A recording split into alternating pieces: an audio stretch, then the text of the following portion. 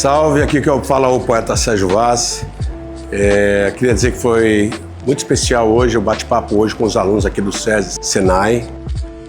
Uma molecada muito inteligente, muito afim de ouvir um pouco de poesia, uma molecada letrada, extremamente inteligente. Estou muito honrado, muito feliz de ter participado desse bate-papo.